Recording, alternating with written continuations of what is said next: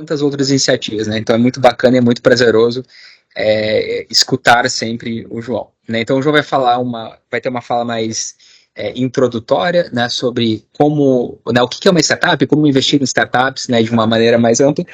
E o Rodolfo, né, que é o diretor de Corporate Venture Capital na Bossa Invest, né, aí sim trazendo um foco muito grande em como as médias organizações, né, conseguem acessar o mercado de venture capital e o porquê que isso é bom, não só em termos de investimento, mas também pensando no desenvolvimento estratégico da organização. Então é muito bacana essa dupla aí falar para gente, né? E sem mais delongas, então vou passar pro João, né? Pro João aí começando. As pessoas estão entrando, né? A gente tem quase 100 inscritos, eu imagino que elas vão entrando aí ao longo dos próximos minutos também. João, tudo contigo aí, muito obrigado pela presença.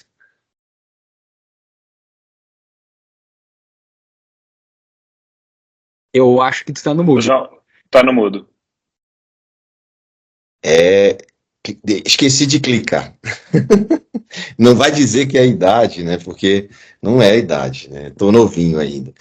Bom, pessoal, obrigado André, obrigado Mídia Falcone, obrigado a Bossa e Rodolfo e Paulo que teve um imprevisto, mas ele tá correndo aí com as coisas, mas a gente está aqui justamente para falar um pouco desse cenário de venture capital, de investimento em negócios inovadores, investimento em capital produtivo, investimento em equity, né? Nesse chamado capital investimento alternativo, né? Mas isso tem uma beleza por trás disso que beira o romantismo, viu, André? Assim, o que a gente faz beira o romantismo, porque você conheceu bem a Bossa no trabalho que vocês fizeram de planejamento, que foi maravilhoso, né? O trabalho que vocês executaram para a Bossa Nova gerou, inclusive, os nossos planos futuros, né? Então, eu quero aqui, de público, agradecer todo o trabalho que vocês fizeram. Não foi fácil, né? Porque nem no planejamento não é tão fácil assim, né? Mas se fosse fácil, todo mundo fazia, não precisava de você, né, André? Então, vocês conseguiram estruturar de uma maneira brilhante e trazer a gente para um consenso importante.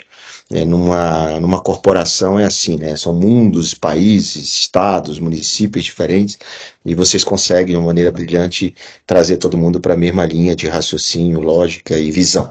Bom, a Bossa Nova era o antigo nome, né? Ainda não me acostumei ao Bossa Invest, mas o Bossa Nova, ele foi fruto, para quem não conhece, para quem já conhece, peço licença aqui para não ser repetitivo, mas às vezes a gente fala algumas coisas que as pessoas não percebem a importância do que a gente criou lá atrás, né?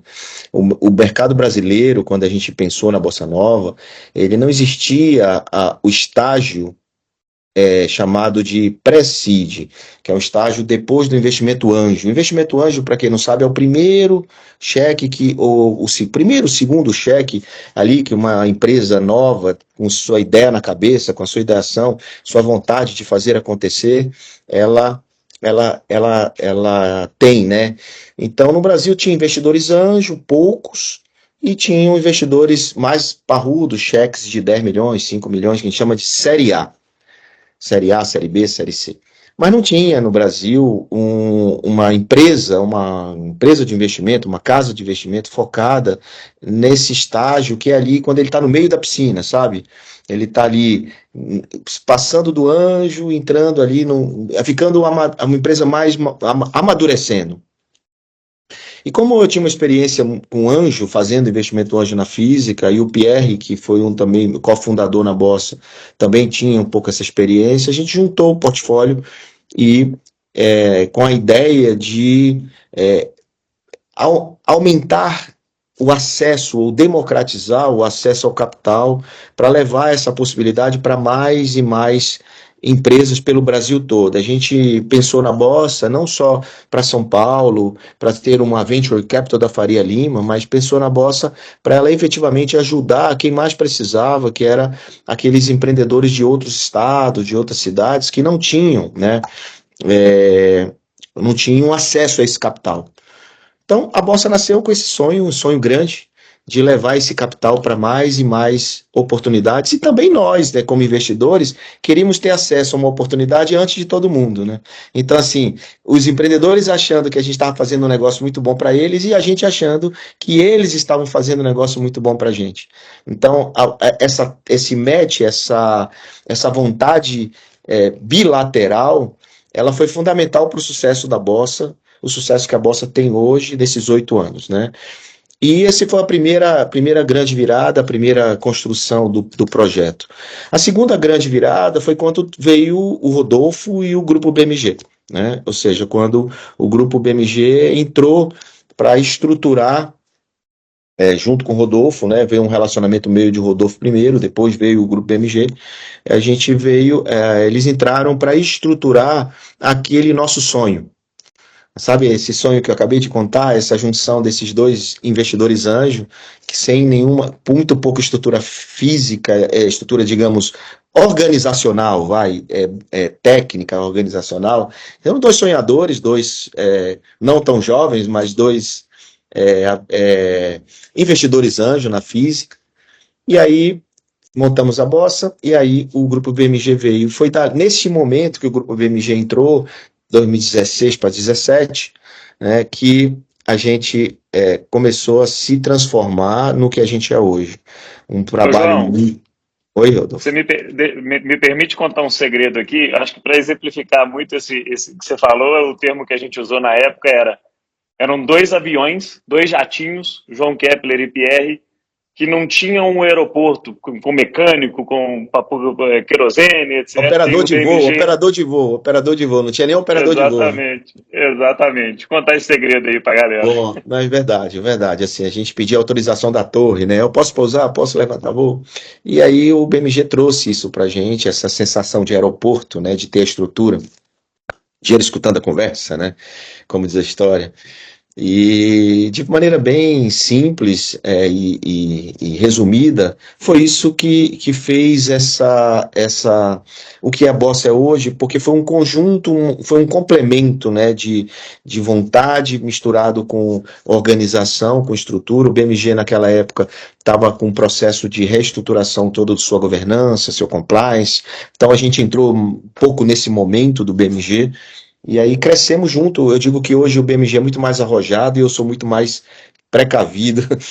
Inverteu, porque um foi aprendendo com o outro, né? Bom, e o que aconteceu foi que nesse sonho grande foi vamos dizer, bancado, avalizado por um grupo mais estruturado, e a gente acelerou. O jatinho voou, vai lá, voa. E a gente foi voar. E primeiras 100 empresas, depois veio outras, 100 startups, 150 e tal. E o que acontece, fazendo uma história longa curta, André, e todo mundo que está assistindo, é que a gente de verdade foi estruturando a Bossa conforme o crescimento dela, né? Foi um crescimento que não foi planejado, assim, agora a gente vai ter tantas áreas, tantas coisas, agora a gente vai ter uma head disso, foi assim, foi literalmente, agora a gente vai precisar de um head de marketing. Tipo assim, agora a gente precisa. Porque não foi pensado lá atrás e planejado que a gente um dia seria a oitava do mundo, que a gente seria a maior da América Latina. Não foi pensado assim. A gente sabia que tinha um sonho grande, mas não era tão grande assim, né? Não era tão grande assim. E aí o bacana é que logo na sequência as fichas foram caindo, as coisas foram acontecendo, né? E a gente foi estruturando as áreas e foi organizando a empresa, e a gente percebeu que a gente era um venture capital diferente, né? Um venture capital de risco diferente, porque a gente tinha um relacionamento muito próximo, direto com esses empreendimentos, esses empreendedores, e tinha um relacionamento também com alguns investidores que queriam co-investir com a gente. Eles queriam co-investir, muito baseado nos nossos resultados que a gente vinha obtendo, né? Porque uma coisa que a Bossa fez foi sempre comemorar a cada vitória. Tipo assim, com todo respeito, botar ovo e cacarejar, né? Então a gente cacarejava, assim, a gente falava assim, vendemos tal empresa, conseguimos investir em tal empresa, porque parece fácil, mas você investir nos Estados Unidos é muito difícil, porque lá tem muito mais dinheiro que projeto. Aqui no Brasil ainda tem mais projetos que dinheiro, mas lá fora não. Então, quando a gente consegue entrar, por exemplo, hoje a gente bate no peito, pô, a gente conseguiu investir na OpenAI, conseguimos investir na Tesla, conseguimos investir em tantas grandes empresas. Pô, é muito difícil conseguir isso, e a gente consegue. A Bossa tem brand, tem marca para conseguir fazer esse tipo de investimentos. Por menor que seja a nossa participação, mas a gente consegue. Então, o que eu quero dizer com isso é que a gente foi aprendendo ao longo do caminho, e quando foi o ano passado, a gente entendeu que precisava, acho que retrasado talvez, foram dois momentos importantíssimos, três, do Bossa. Quando entrou o BMG, quando decidimos criar uma governança mais estruturada, aí quando a gente resolveu ter auditoria, né, que aí a Price entrou para fazer a nossa auditoria, né, e quando a gente resolveu fazer o planejamento, né, quando a gente resolveu trazer vocês para nos ajudar no planejamento. Isso aqui não é missa de corpo presente, que eu não preciso ficar fazendo publicidade de vocês. Mas fez parte, né, dessa nossa dessa trajetória, dessa história que está sendo contada hoje, que é mais fácil o cara olhar a nossa história, pô, empresa de sucesso, beleza. E uma coisa muito bacana que surgiu do planejamento também, que eu estou dizendo que foi culpa do planejamento, mas surgiu impulsionado pelo planejamento, a entrada do Paulo Tomazella como CEO, né? O entendimento de que a empresa precisa ser maior que o João, né, enquanto figura pública. Esse áudio é meu ou não? Aqui. Então, enquanto figura pública, a empresa precisava ter desenvolvimento próprio, né, e porque ela de fato é maior que o João. E foi quando a gente decidiu seniorizar, profissionalizar, não estou chamando Paulo de velho não, mas a gente resolveu trazer executivos e estruturar, porque a empresa ela era muito, isso que eu falei, né? Tinha muito júnior, tinha muita gente que precisava, tinha áreas que precisavam ser seniorizadas, digamos assim, né? Criar uma cultura mais forte e tal. Então tudo isso veio concomitantemente ao planejamento que a gente desenvolveu junto com vocês.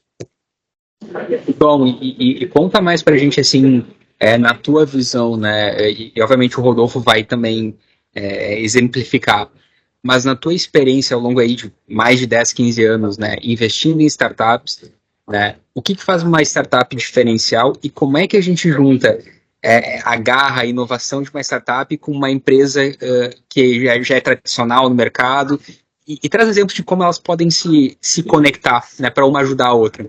Cara, essa é a grande beleza do mundo das startups nesses últimos 16 anos. O mercado vem aprendendo muito com as startups. Eu me lembro que quando eu escrevi o livro Smart Money, foi em 2015 para 16, esse é um livro que tem mais de 10 milhões de downloads, é um baita orgulho ter escrito esse livro, mas foi o primeiro livro em português que fala de captação de investimento no país. Todos os livros eram em inglês, né, sobre isso. E depois, por incrível que hoje eu converso com um empreendedor, ele é muito mais preparado do que ele era lá em 2014, 2013, que era tudo mato alto, né? Quando eu comecei a investir profissionalmente em 2011, mas eu comecei praticamente a aprender em 2009, né? Então, em 2011 para 2014 era mato alto total, né? E poucas empresas de investimento, poucos empreendedores com conhecimento de entender o que é Vale do Silício, esses termos de startup. E aí o que aconteceu, que a sua pergunta ela é tão importante pelo simples aspecto, assim como as startups aprenderam o que elas precisavam fazer para serem mais organizadas, estruturadas, porque não é o fato de ser uma empresa pequena que não tem conselho, empresa pequena, não tem governança, não tem acordo de acionista, não tem que ter, né? Ou seja, entendeu que tinha que ter, mas onde elas aprenderam isso? Com as grandes empresas. E aí, nesses últimos 4 anos, o que a gente viu foi as grandes empresas aprendendo métodos e modelos das startups. Daí nasceu um outro livro meu chamado Gestão Ágil, que é exatamente o que as empresas, pequenas empresas valiosas têm a ensinar.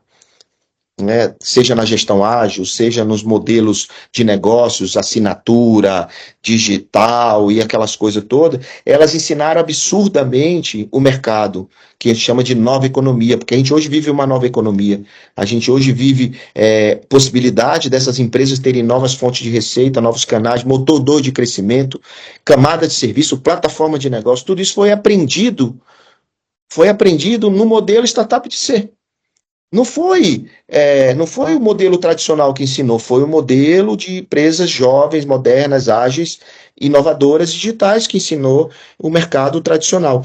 E qual é a beleza disso e por que eu estou dizendo isso? Porque hoje, parte do meu tempo é conversando com empresas que querem o quê? Se associar, adquirir, incorporar, investir em startups.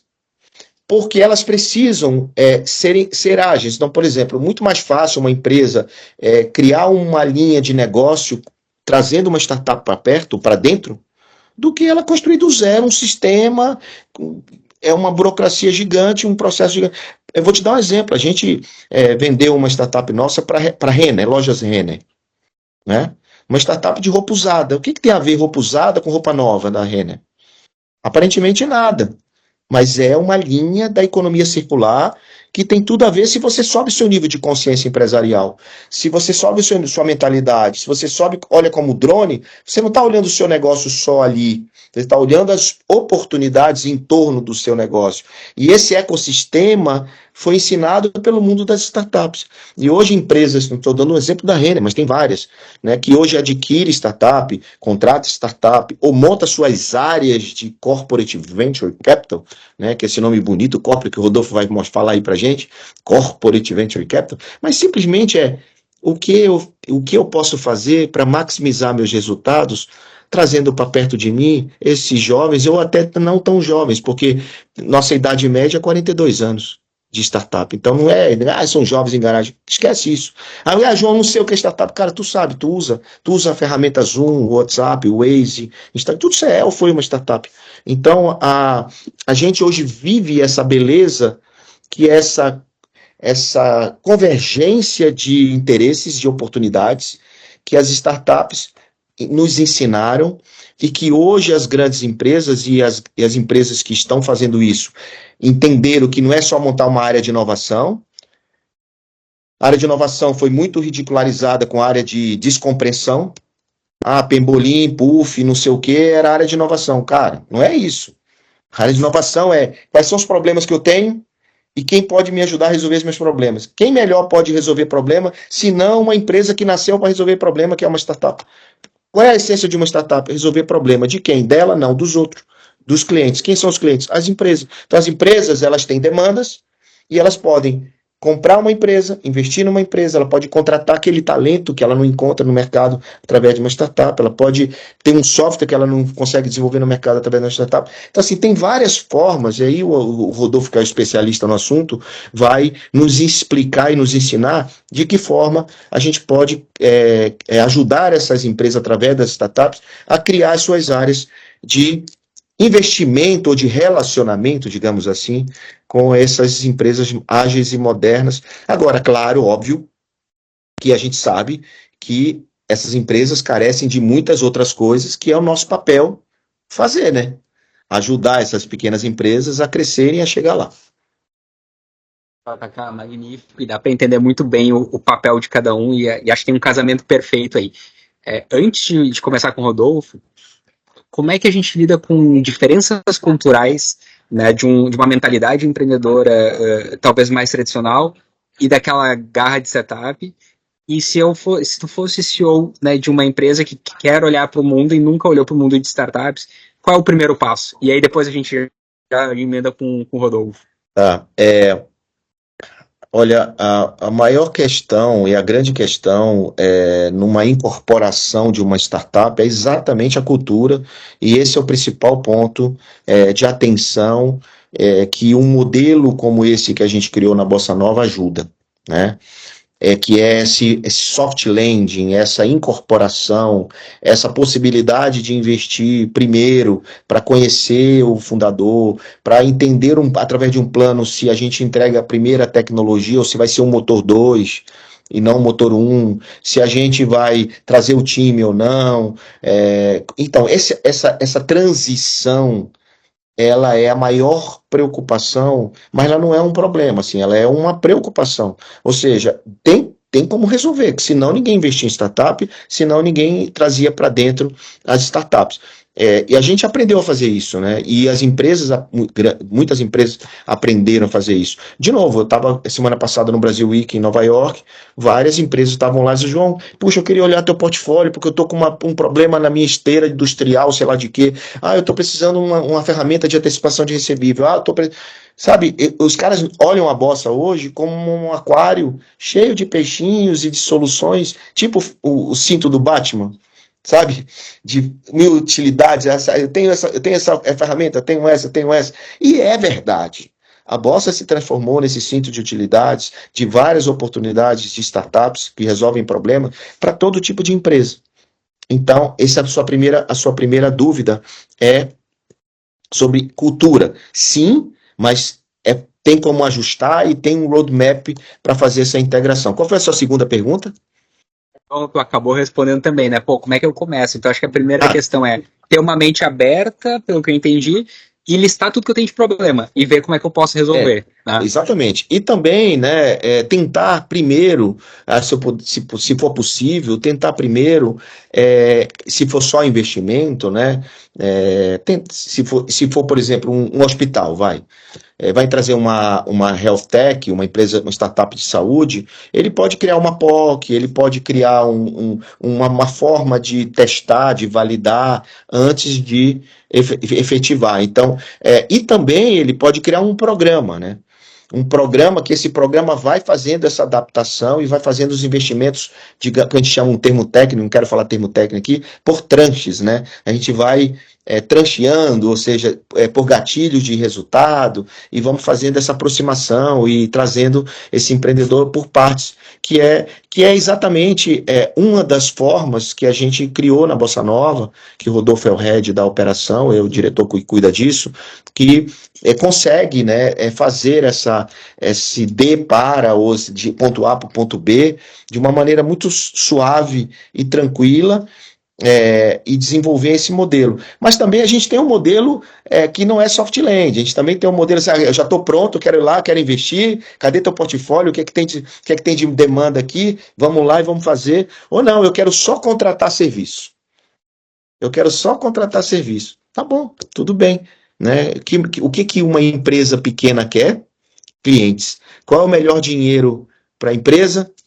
Dinheiro do cliente. Né? Então, toda grande empresa ou toda média empresa é um potencial cliente de uma startup.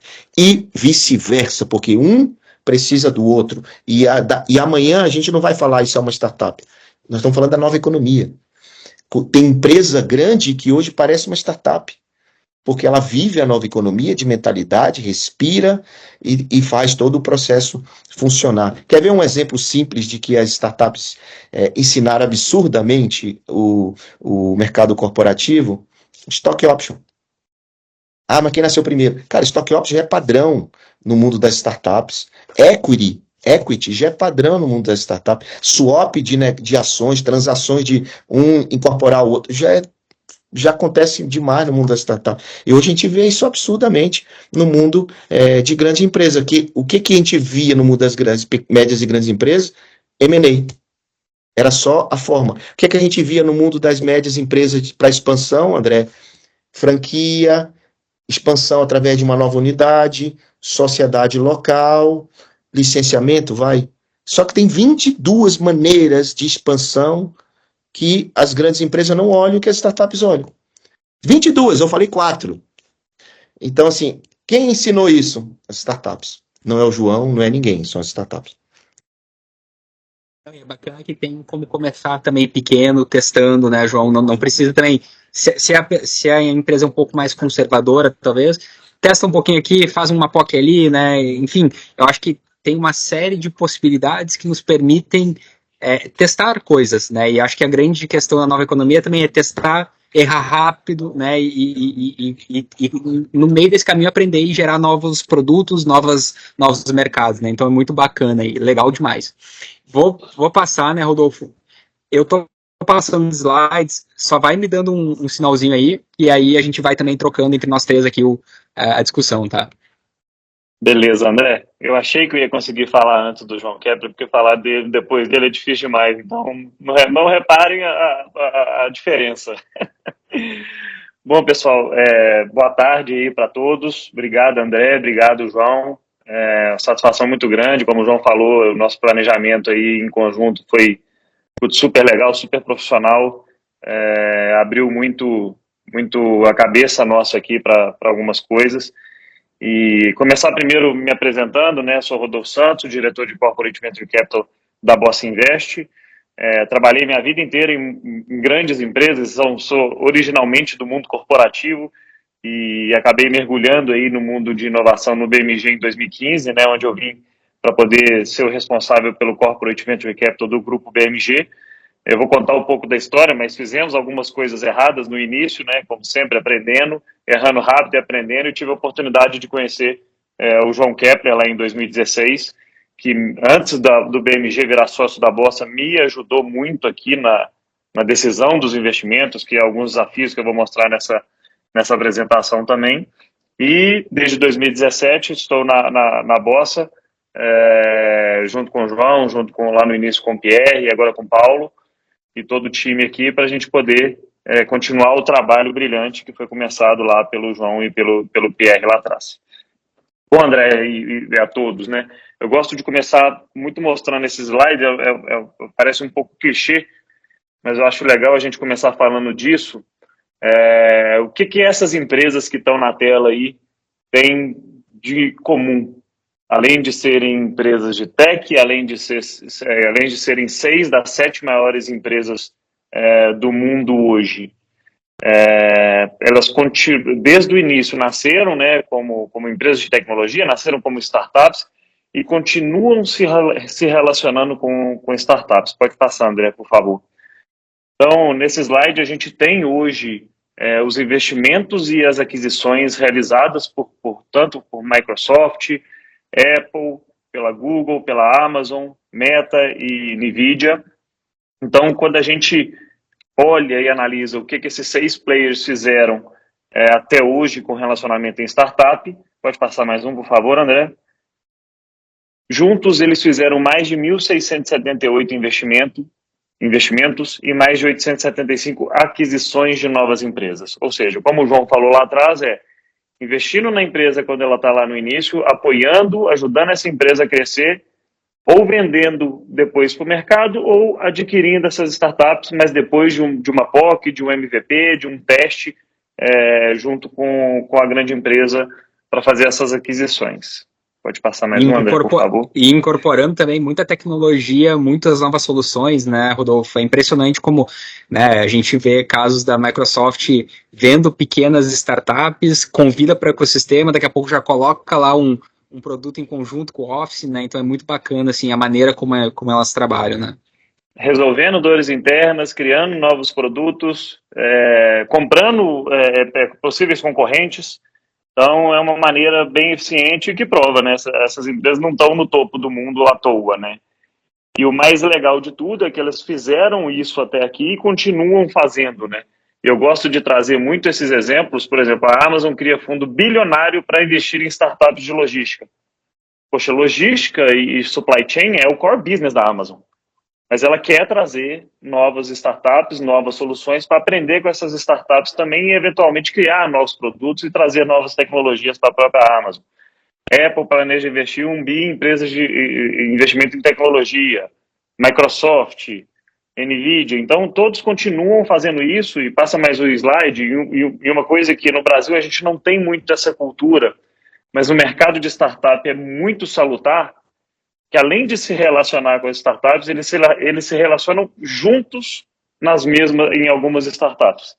Então, essa parte de cooperação entre grandes empresas, poxa, ok que não queira fazer isso com o seu concorrente, mas que seja uma empresa sinérgica, não concorrente, todo mundo ganha nesse desenho, pois a gente consegue diluir o risco do investimento, que tem mais investidores investindo junto nessa startup, e a gente traz mais capacidade de ajudar essas startups a crescer, tanto contratando, quanto abrindo porta, quanto apresentando para os parceiros.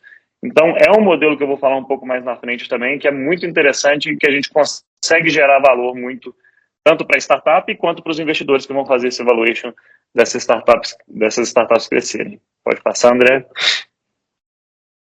Bom, e assim, o que a gente aprendeu com o que aconteceu no mercado até hoje, né? Então, a gente está hoje vivendo a quinta onda do Corporate Venture Capital. Pode passar, André. Então, a gente teve a primeira onda, lá em meados de 1960, onde grandes conglomerados industriais tinham essa visão internamente eles chamavam de venture groups, né? Ou seja, era como se fossem squads aí, que vocês conhecem bem, né, André?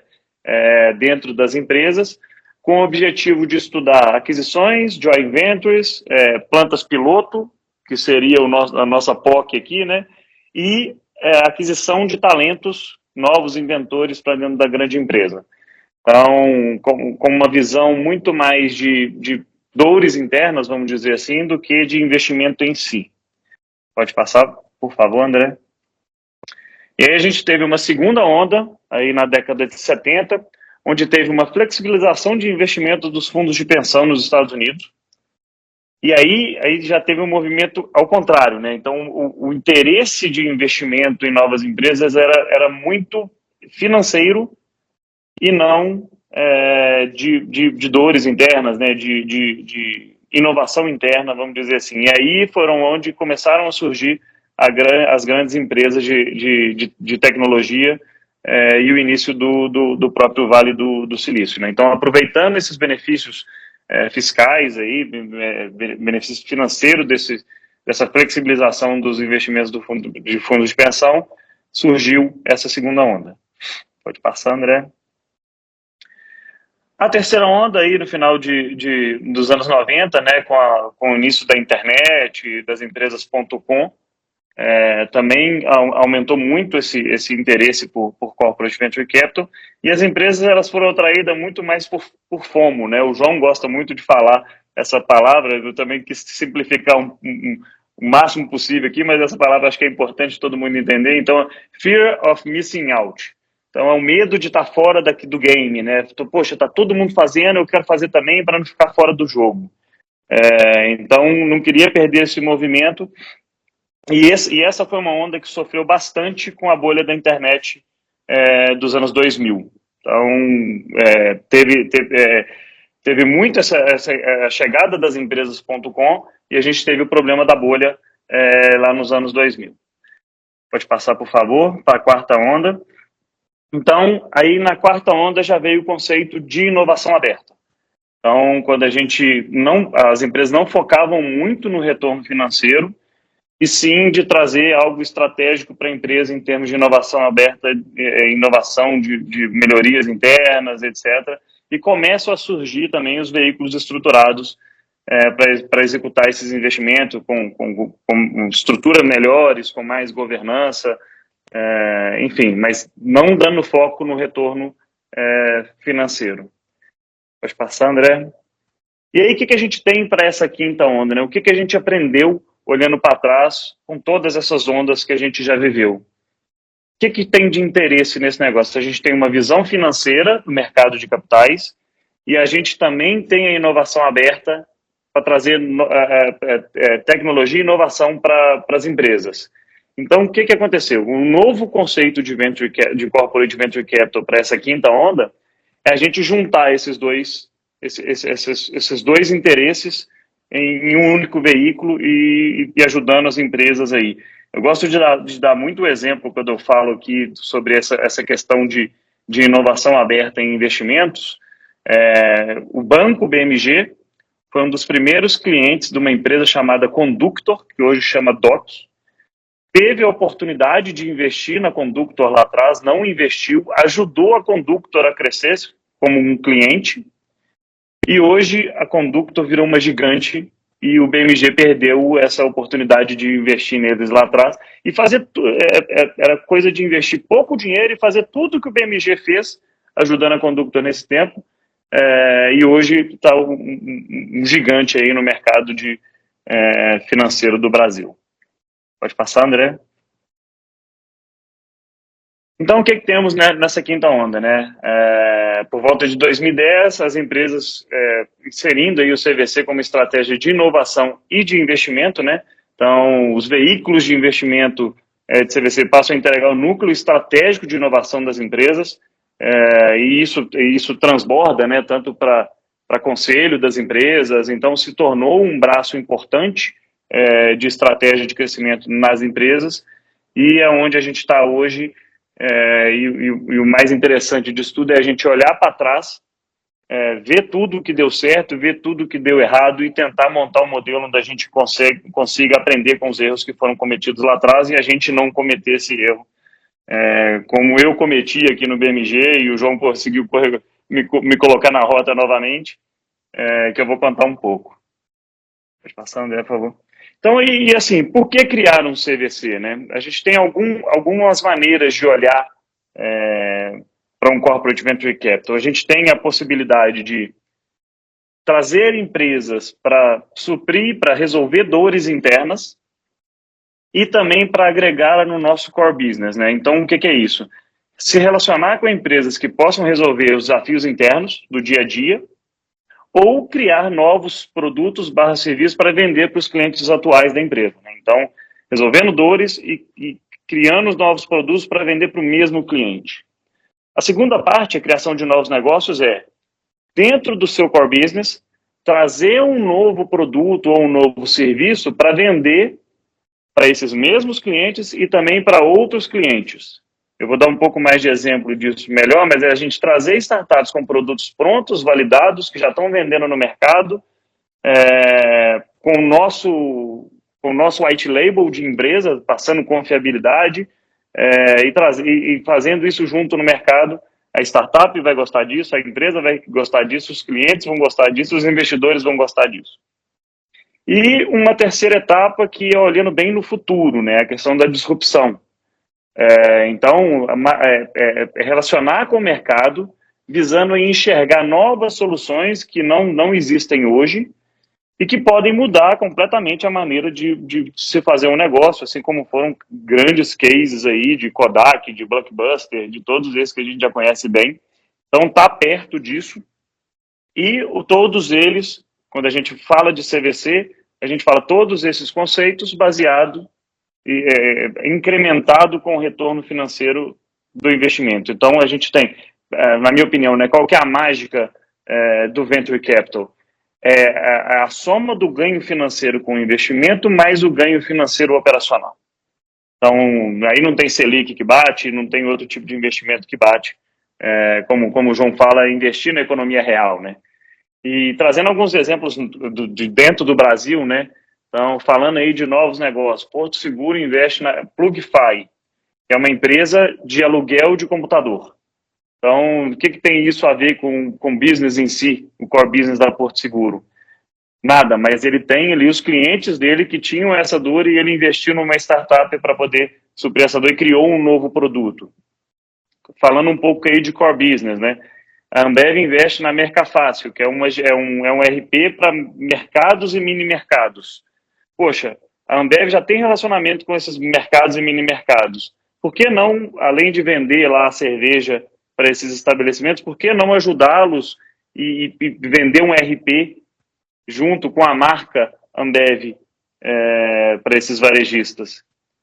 Dores internas. Acho que todo mundo aqui já teve esse problema de ligar para a operadora e falar, minha internet não está funcionando. A primeira coisa que o cara manda fazer é reiniciar o modem. Por que a Wire investiu na Bigol? Porque a Bigol faz isso automaticamente com frequência. Às vezes de madrugada, ele consegue enxergar que horas o cliente não usa menos a internet, e ele mesmo faz esse reinício. Então, imagina o tanto de mão de obra com atendimento que a Vivo conseguiu economizar com essa startup. E olhando também para concorrentes, né, possíveis novos entrantes no seu mercado, a Natura investindo em uma marca de perfumes que poderia incomodá-la ali em algum momento. Enquanto ela estava pequena, ela conseguiu ir lá e investir nessa empresa. Pode passar, André, por favor. E aqui contar um pouco, pessoal, da minha jornada aqui enquanto BMG Optec, né, que como eu falei, que é o Corporate Venture Capital do grupo BMG, que eu acho que nada melhor do que explicar alguém que já passou por todas as dores aí desse mercado, explicar o que nós passamos. E não dá para falar de BMG Optec sem falar do Dr. Flávio. Para quem não sabe, o Dr. Flávio é o pai do Ricardo Guimarães, né, que é o presidente do conselho do Banco BMG hoje. E por que eu gosto de trazer muito a figura do Dr. Flávio? Além de ser um entusiasta nessa parte de inovação, de ajudar empreendedores, em 2015, quando o BMG resolveu criar o Corporate Venture Capital, por incrível que pareça, foi com o Dr. Flávio, que na época ele tinha 86 anos de idade. O Dr. Flávio, para quem não sabe, ele foi secretário de Indústria e Comércio de Minas Gerais, no governo, não lembro o ano qual que era exatamente, mas em 2015 ele foi chamado para ser homenageado, né, pela Secretaria de Tecnologia aqui de Minas Gerais, e todo evento de startup tem lá uma startup que faz um pitch e tal, e aí o Dr. Flávio, e aí uma startup que fazia pele artificial para teste de cosméticos, fez o pitch dela lá e tudo, o Dr. Flávio olhou aquilo e chamou o assessor dele e falou, queria conversar com ela. Aí a menina foi lá no BMG na época, fez o pitch pro Dr. Flávio e todo final de pitch da startup tava, ó, daqui a tanto tempo eu vou levantar R$1 milhão para continuar meu crescimento. Aí o Dr. Flávio virou para ela e falou, ó, tá, eu te dou R$1 milhão. Aí ela assustou e falou, não, mas eu não preciso do R$1 milhão agora e tudo. Não aceitou, ele falou, te dou R$2 milhões. Ela falou, não tô precisando agora, daqui a um tempo a gente conversa e tal. E, enfim, não deu certo o negócio. E no final da reunião, o Dr. Flávio falou com o Eduardo Dominicali, que é o presidente do grupo BMG hoje aqui, e na época também, e falou, ó, eu não entendi nada que ela faz, mas eu quero fazer algo parecido. E aí foi aí que surgiu o BMG Optec, quando eu vim para o BMG para poder estruturar. Então, em 2016, a gente lançou o BMG Optec, fizemos os primeiros investimentos ali em 2016 e 2017, tivemos um problema de tese, né, que é uma das coisas que eu vou falar também, que é super importante, porque qual que era a ideia do BMG Optec lá no início? Era investir em startups que a gente pudesse contratar. E aí falamos, tá, então tudo que tem a ver ou com banco, ou com a parte de agro que a gente tem aqui no grupo também, ou que tem a logística, tudo, energia renovável, tudo que tem a ver com BMG, nós vamos investir. Ok, só que o primeiro erro, nós investimos muito early stage, e as startups ainda não tinham o produto pronto para a gente contratar. Então, assim, o maior valor fora o financeiro que a gente poderia agregar nesse início, a gente não conseguiu porque as startups não tinham o produto pronto. Então, em 2017 foi um negócio super legal, que foi o primeiro CVC com parceiros que a gente fez, né, investindo junto com a gente, que foi com a Federação das Indústrias de Minas Gerais. Então, esse programa, inclusive, nos deu a maior rentabilidade de investimento do BMG veio desse programa, de uma empresa chamada Psicologia Viva, que é atendimento psicológico online. Em 2017, a gente teve aí a sociedade, entramos como sócio na Bossa Nova, na época Bossa Nova, e logo depois, junto com a Bossa, já fizemos um outro programa de Corporate Venture Capital com a Confederação Nacional dos Transportes, chamado Conecta, que também eu vou passar os resultados desse programa um pouco mais na frente. Fizemos um aumento de participação Bossa em 2019 e em 2023, já como Bossa Invest, a gente já tinha entendido lá atrás o benefício que o nome Bossa trouxe para o BMG, tanto em credibilidade com os founders, quanto em visibilidade de mercado de inovação, que é um bicho um pouco diferente, assim, a gente tem que saber lidar com o empreendedor. Então, a gente, desde quando a gente investiu na Bossa, a gente não fez novos investimentos via BMG Optec, fizemos apenas alguns follow-ons, e hoje 100% da operação do BMG Optec é feita pela Bossa Invest, que a gente entendeu que era a melhor maneira, ao invés da gente ter dentro de casa time de analista, time de due diligence, advogados, etc., a gente preferiu concentrar isso tudo na Bossa, que tem expertise e que traz esse know-how para o grupo também. Então, como eu já comecei a falar, né, quais foram os principais desafios nessa jornada de BMG Tech? Tese de investimento. Então, esse primeiro tema que eu falei com vocês, que investimos muito early e a gente queria contratar as startups para ajudar. Então, é importantíssimo a gente ter uma tese de investimento muito bem definida. Criar uma reputação no mercado de startups. Então, a gente teve várias corporações lá no início começaram a se relacionar com a startup e acharam que se relacionar com a startup era igual um fornecedor qualquer.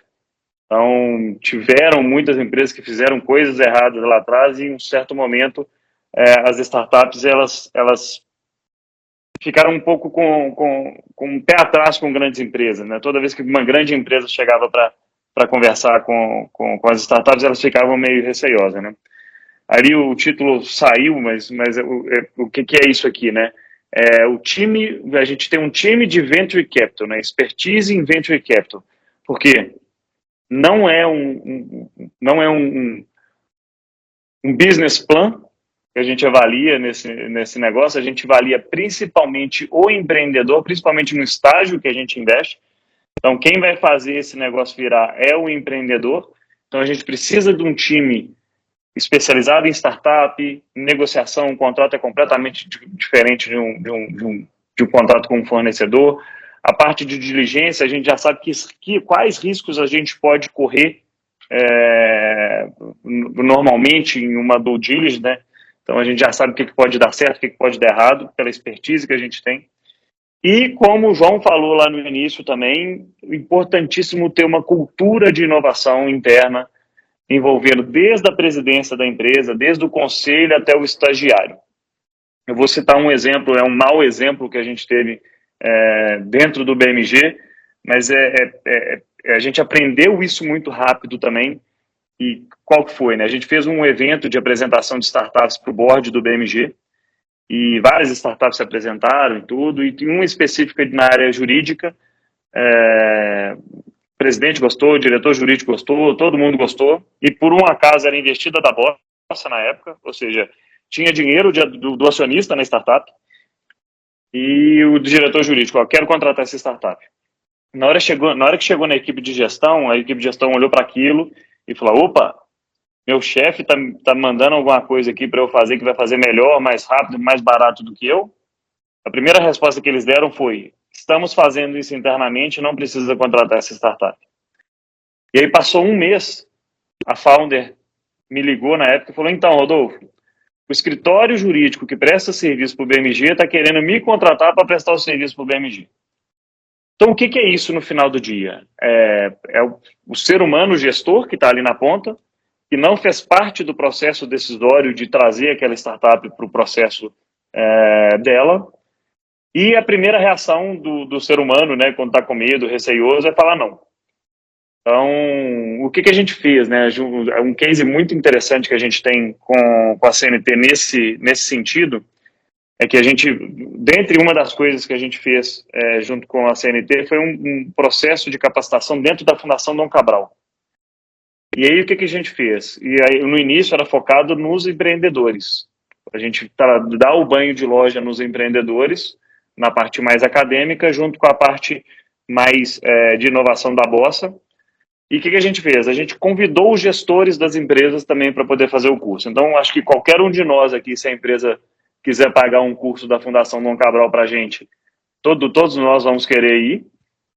E o que aconteceu? Os gestores, eles fizeram o curso junto com as startups, então estudaram, conheceram o founder, acabava as aulas, o pessoal ia tomar chopp com os empreendedores, os gestores e o empreendedor, e no final do dia, no outro dia na empresa, o gestor virava para a empresa e falava assim, empresa, olha o que eu, gestor, estou trazendo para melhorar a minha área. Isso mudou completamente a forma de se relacionar com a startup, a fricção que a gente tem. E a gente sabe que quando o cara lá na ponta não quer, desconstruir é muito mais fácil que construir. Então, qual que é o recado que eu quero dar disso tudo na questão de cultura, né? É trazer colaborador, o gestor, para dentro do processo de decisão. Então, isso diminui muito a fricção. E aqui estão alguns resultados, né? São o que a gente gosta de trazer muito, porque são veículos mais antigos da Bossa, né? Tanto o da Confederação Nacional dos Transportes, quanto o BMG, dando um pouco de ênfase aqui no CVC. Então, no da CNT, a gente tem uma idade média do portfólio aí de 5 anos, ou seja, temos um pouco mais de 4 anos ainda para gerir esse portfólio, que no total são 10 anos. E a gente tem hoje aí uma rentabilidade de 21,28% ao ano desse portfólio.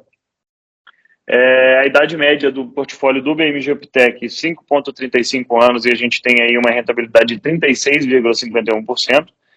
Gente, isso aqui é só o retorno financeiro com o investimento, não entra nessa conta o ganho financeiro operacional que as empresas trouxeram, tá?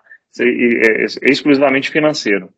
E aqui eu trouxe 2 veículos de Venture Capital da Bossa, que são os pools puro sangue Bossa, que eu chamo, né, que são os pool Brasil.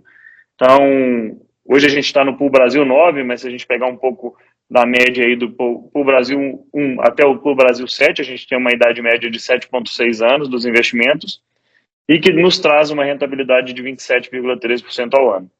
E, igual existe Startup Outlier, a gente tem internamente o nosso pool Outlier, que é o pool Brasil 3, que a gente tem uma ideia de média aí de 6,6 anos e a gente já tem aí o IRR de 63,72% ao ano.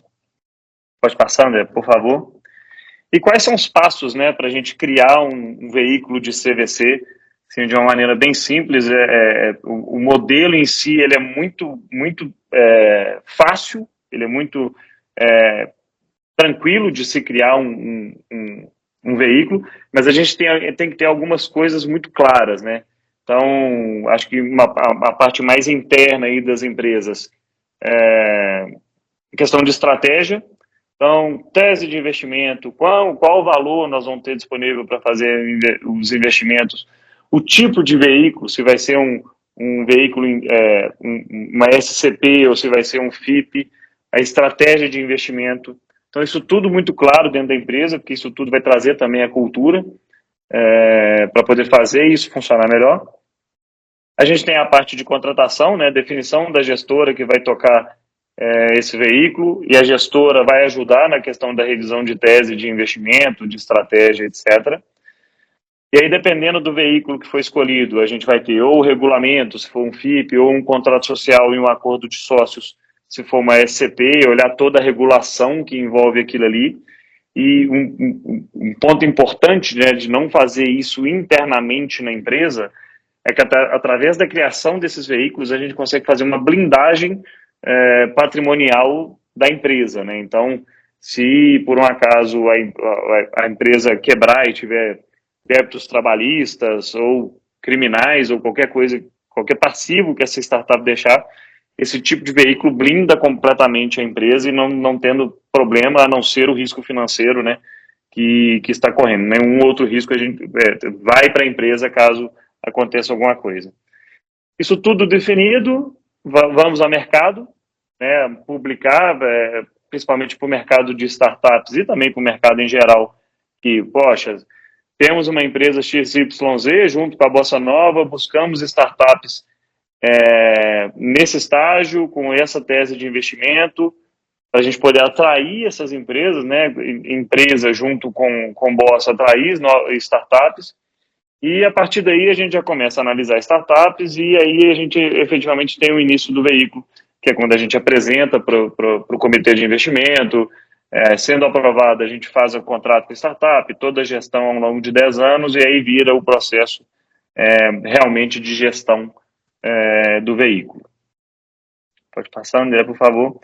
E, como eu disse lá no início também, a gente tem 2 modelos, né? Então, a gente tem um veículo exclusivo, que é quando a corporação quer um veículo só dela, onde ela quer definir a tese, ela quer ser a majoritária, né? A única empresa a escolher qual startup vai ser investida ou não.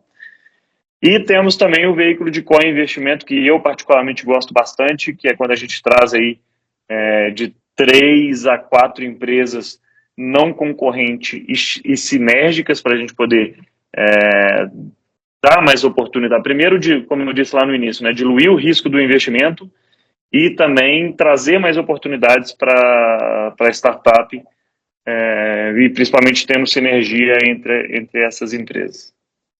Pode passar, por favor, André? E, para terminar, hoje são aí eu trouxe as principais empresas que são co-investidores junto com a Bossa, né, que são investidores nos veículos Bossa. Hoje a gente tem o Banco BRD, que é o Banco de Brasília, que tem um FIP de 50 milhões hoje com Bossa Nova. Tem o FIENG, né, que é a Federação das Indústrias de Minas Gerais, que a gente fez aquele programa lá em 2018, a própria CNT, que eu citei o caso, o Raja Ventures, o Sebrae de Santa Catarina e o Sebrae Nacional. Efetivamente foi a primeira vez que um Sebrae investiu em uma startup, então foi com a gente. E também a Unifique, aí, que é uma das principais operadoras de telecom do Brasil, elas são líder no sul do Brasil, que estão fazendo um trabalho, começamos agora, no início do ano, e está fazendo um trabalho muito legal, assim, culturalmente estão muito preparados, prepararam o time, treinaram o time para receber as startups, e estão fazendo um trabalho muito legal junto com a Bossa aí no mercado de investimento e startups.